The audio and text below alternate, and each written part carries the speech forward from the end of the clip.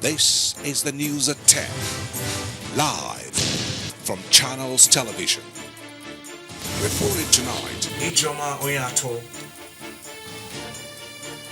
Hello and welcome. Tonight, expanded Security Council meeting with President Goodluck Jonathan holds in Abuja. Military gets marching orders to search for missing schoolgirls. Resource control causes heated verbal exchange at the National Conference Committee on Devolution of Powers. Members hold divergent opinions. Controversy trails the murder of Kogi Polytechnic lecturer as widow cries for justice.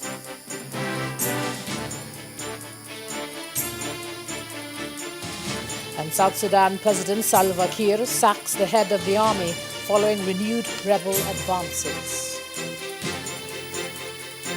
On Business News tonight, International Monetary Fund predicts speedy economic growth for Nigeria owing to improved oil production.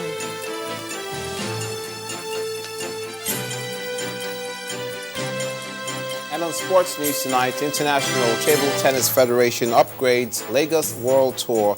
Nigeria's flagship table tennis tournament gets an official date.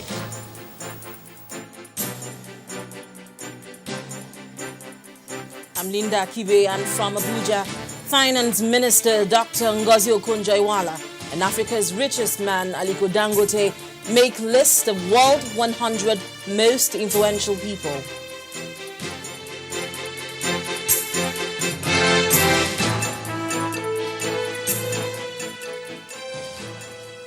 The expanded Security Council meeting has ended at the Presidential Villa in Abuja with President Goodluck Jonathan, state governors and heads of various security agencies in attendance.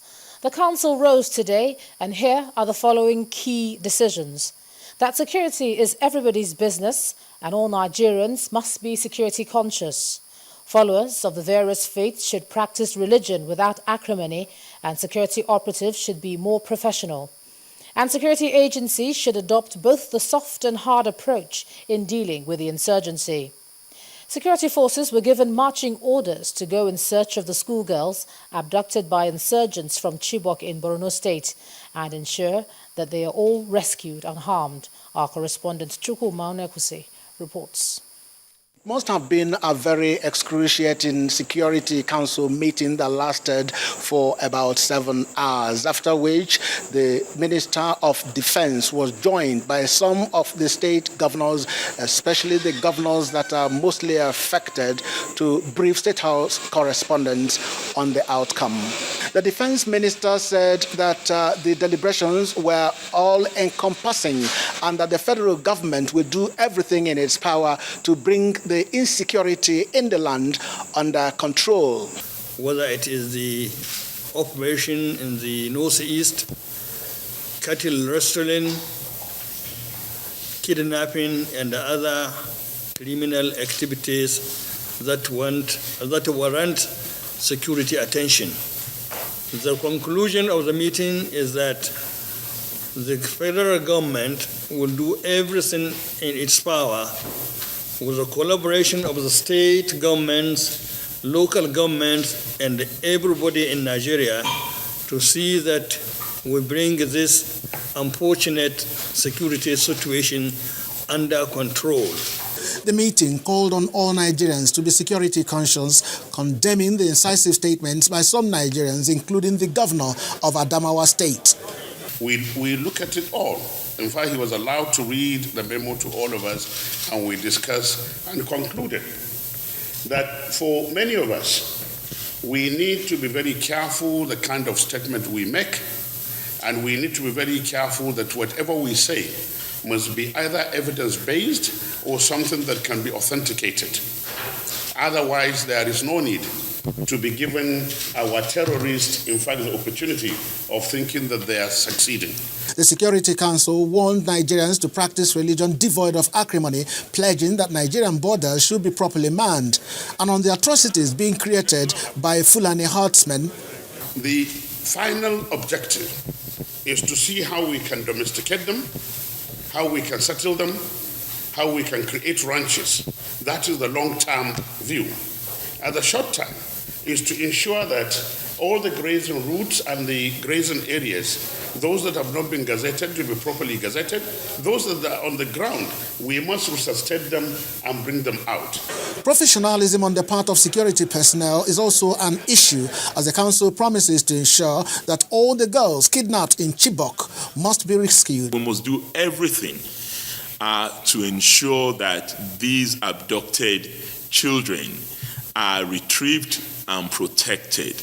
And the military assured us that they're doing everything in order to achieve this objective. They also called on all hands to be on deck because, according to them, security issues should not be left with the federal government alone. The meeting also agreed that at the state level, the state governors, who are chief security officers, have to do a lot to help, because that is where the security issue is.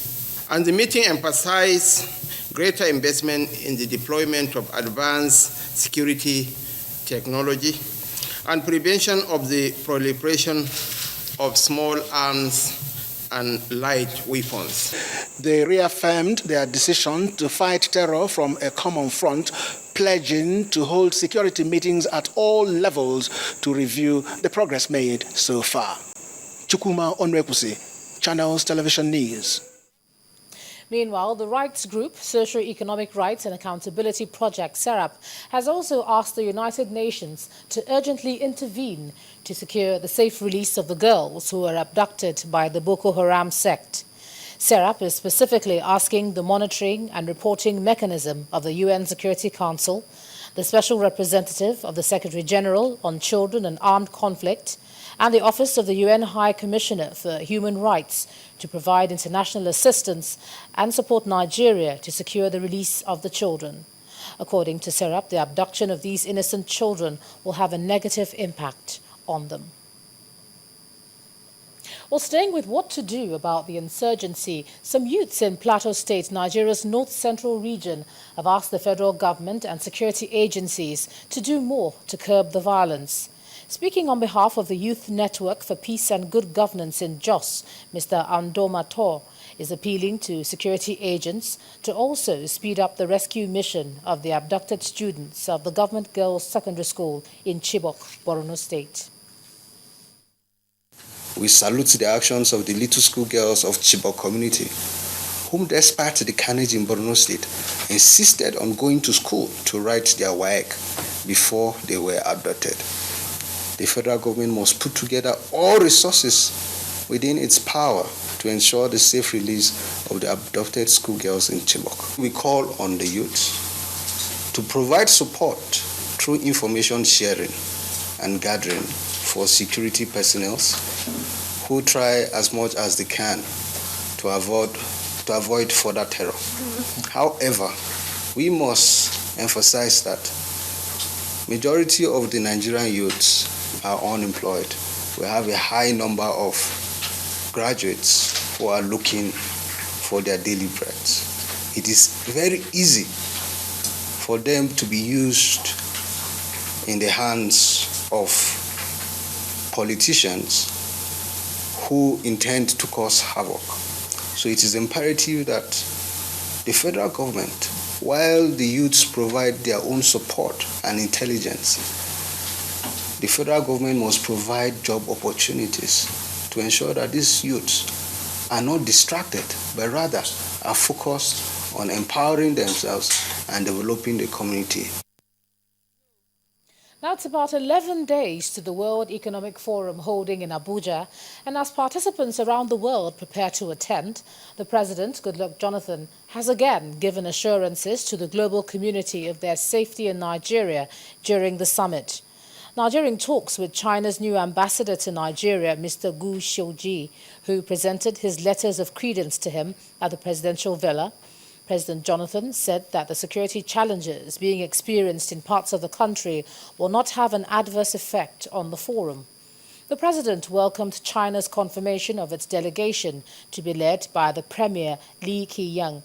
President Jonathan said, quote, We have faced challenges in the area of security, but we will overcome the situation so that our economy can move forward faster. End of quote.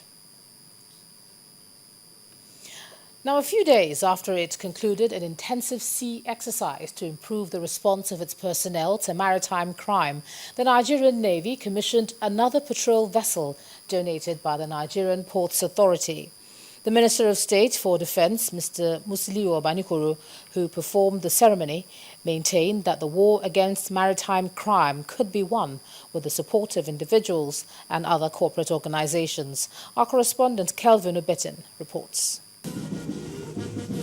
Among several guests invited to witness the commissioning of NNS Dorina are the Minister of State for Defense, Mr. Musiliu Obanikoro, representatives from the Ministry of Transport, the Chief of Naval Staff, Vice Admiral Usman Jibril, representatives of service chiefs, officers and men of the Naval Force. The main activities began with the handing over of the boat's keys from representatives of the Minister of Transport to the Minister of State for Defense, signaling the official possession of NNS Dorina by the Ministry of Defense. The minister then led other guests to cut the ribbon.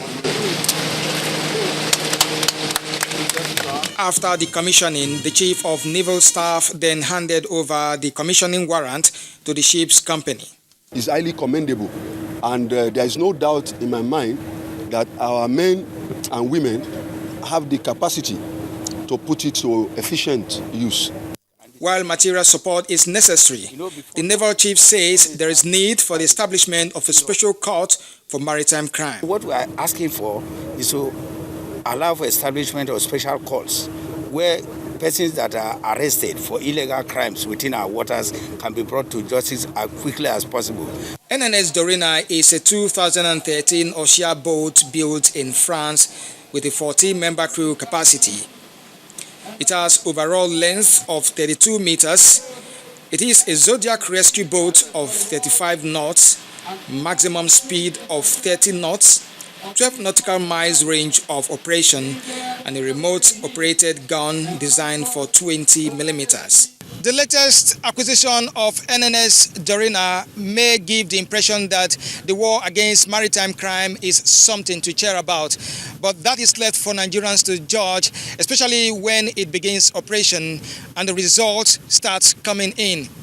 From Naval Base Apapa, Kelvin Obetin, Channels Television News. Now in part 2, after the break, National Conference Committee on Devolution of Powers records a tough day with heated arguments. Well, that's in a moment. Just stay with us.